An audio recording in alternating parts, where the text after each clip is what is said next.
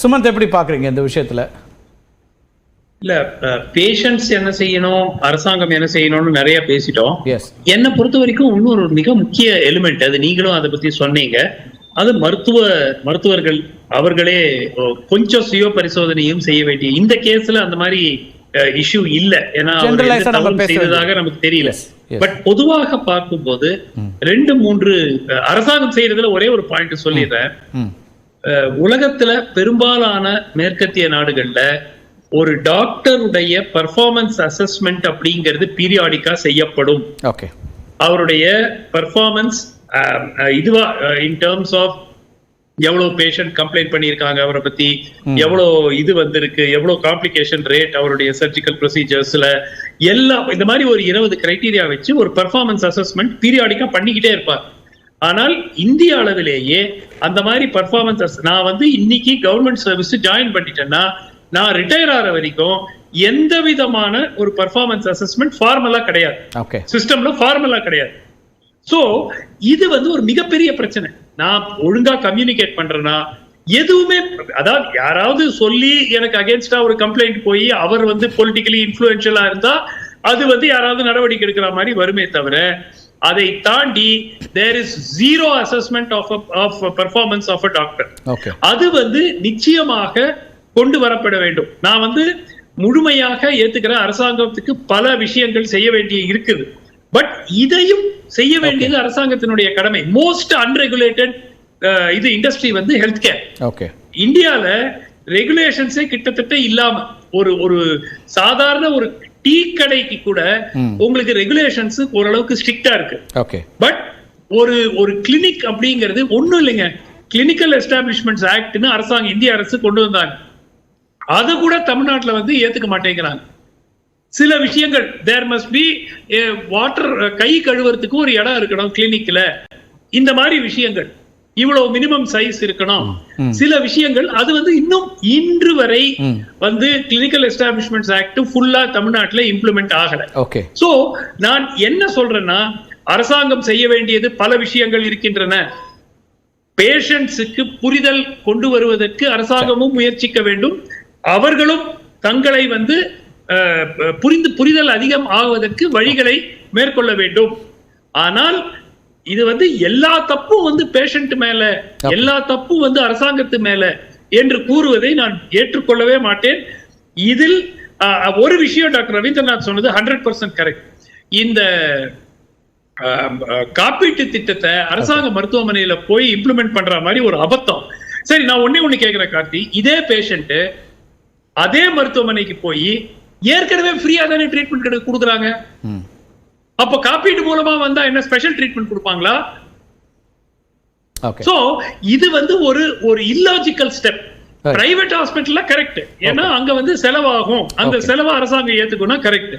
Government ஹாஸ்பிட்டலுக்கு நீங்க அதே காசை கொண்டு போய் கொடுக்கிறதுங்கிறது it is no logic. So இந்த பாயிண்டை ஏற்றுக்கிறேன். பட் ஒரே ஒரு லாஸ்ட் பாயிண்ட், எல்லா தரப்பினரும் they have to take steps to prevent this. ஏன்னா இது ஒரு ஏற்றுக்கொள்ள முடியாத ஒரு குற்றம். இத்தகைய குற்றங்களை தடுக்க வேண்டும் என்றால் சட்டத்தால் மட்டும் செய்ய முடியாது. ரைட். வர டாக்டர், மருத்துவர்களுக்கு சங்கம் என்ன விஷயங்களை முன்னெடுக்க, நான் இது வெறும் ஸ்பெசிஃபிக் கேசஸ்ல வைக்கல.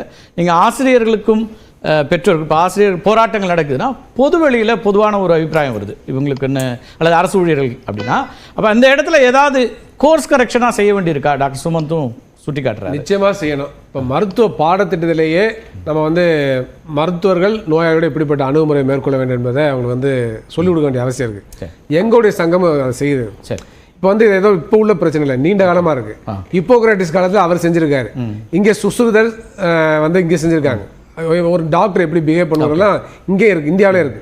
ஏன்னா அப்படிப்பட்ட நடைமுறையில் இன்றைக்குள்ள மாடர்ன் டைம்ஸ் எவ்வாறு நோயாளியோட அணுகுவது, நோயாளிகள் எவ்வாறு நடத்துவது, எவ்வாறு பதிவோடு நடத்துவது என்பதெல்லாம் போதிக்க வேண்டிய அவசியம் இருக்கு. எங்களுடைய சங்கத்தின் சார்பாக தமிழ்நாடு மருத்துவ மாணவர் சங்கத்தின் மூலமாக மருத்துவ மாணவர் நடத்தக்கூடிய கருத்தரங்கள் போன்றவற்றில் டாக்டர்ஸுடைய மெடிக்கல் ஸ்டூடெண்ட்ஸ் சோஷியல் ரெஸ்பான்சிபிலிட்டியை பற்றியும் சொல்கிறோம். ஓகே, அதை வந்து நாங்கள் கருத்தரங்களை சொல்கிறோம். அப்போ இதை வந்து எல்லா சங்கங்களும் செய்யணும்.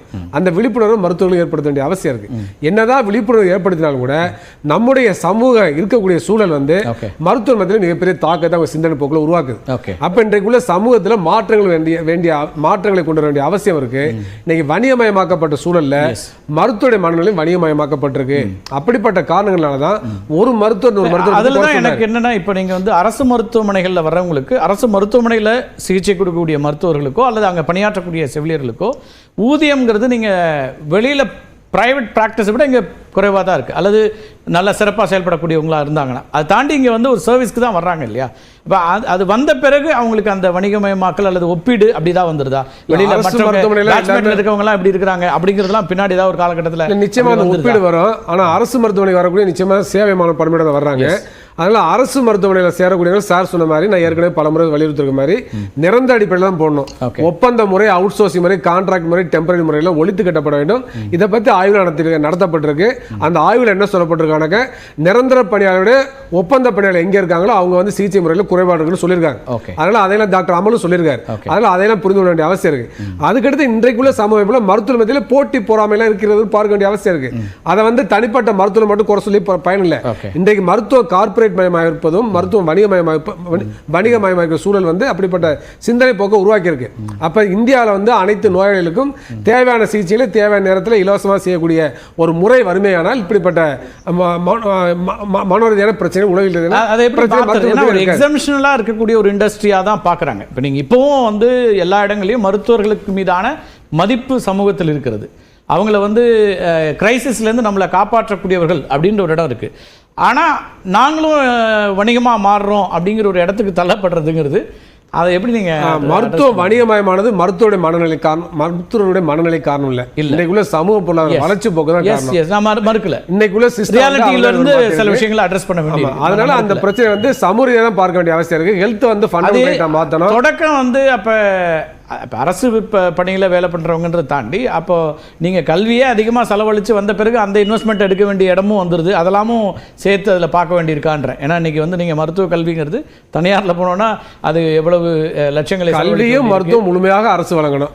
அதுதான் அந்த பிரச்சனை நிரந்தரமான தீர்வாக இருக்கும். அப்போ அதை நோக்கி பயணிக்க வேண்டியிருக்கு. ஹெல்த்தை வந்து ஃபண்டமெண்டல் ரைட்டாக அறிவிக்கணும். ஹெல்த்துக்கான நிதி ஒதுக்கீட்டை அதிகப்படுத்தணும். அதுதான் அடிப்படையில் பல பிரச்சனை தீர்வாகும்.